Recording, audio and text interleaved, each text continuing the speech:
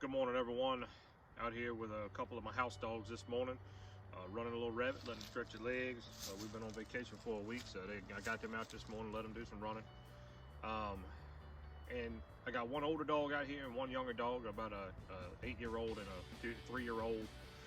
And I got to thinking this morning, when a younger dog, when you're training puppies, young dogs, 5, 6, 7, 8 months old, even sometimes up to a year and a half, a young dog might overrun a track a little bit, and you got that old dog that's always right there. You're tried and true. That's going to hit that track, turn that corner, keep it going. Not very little breakdown in the check.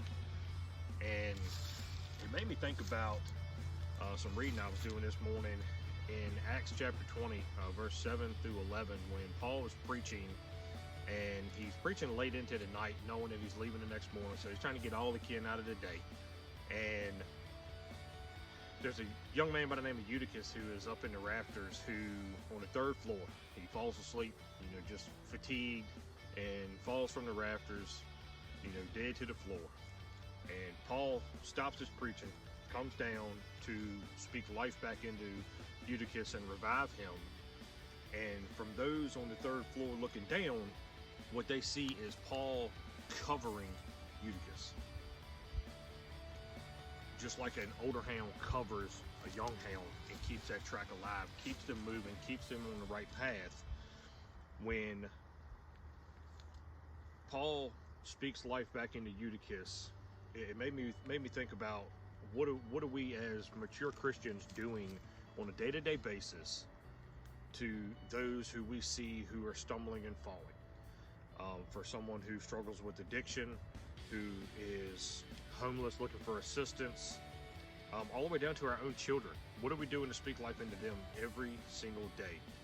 We all have an opportunity every day to help out somebody else, to help keep them on the right path, to help point them in the right direction. Just like the parable of the Good Samaritan, where many people will pass by, and a lot of times people pass by not because they think that they're too good to help. A lot of people pass by thinking, well, somebody else is on the way. There's got to be somebody else coming to help. Maybe not. Maybe that's why you're there in that particular reason. You're the one who was sent there to help.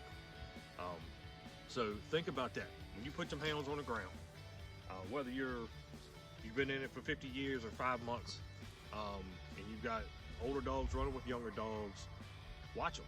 Watch that older dog cover that young dog. Watch them take care of them. A lot of guys who train dogs will do just that. They want to put a tried and true dog down every time with puppies. And don't get me wrong, I love running puppies by themselves to let them develop.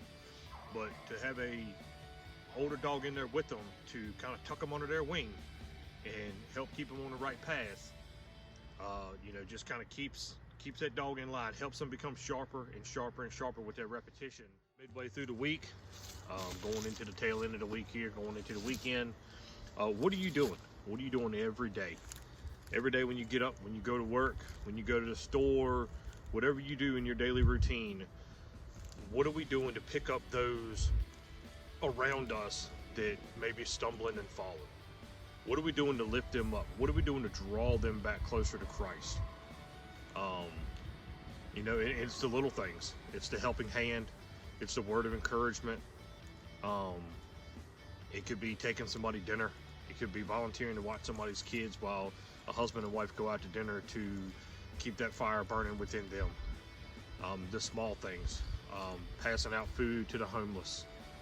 It could be serving at church on a Sunday, but in your daily, everyday walk, we all have an opportunity sometime throughout our day to reach out to someone and lift them up, to help them become a better person today than they were yesterday, and a better person tomorrow than they are today by drawing them closer to Christ.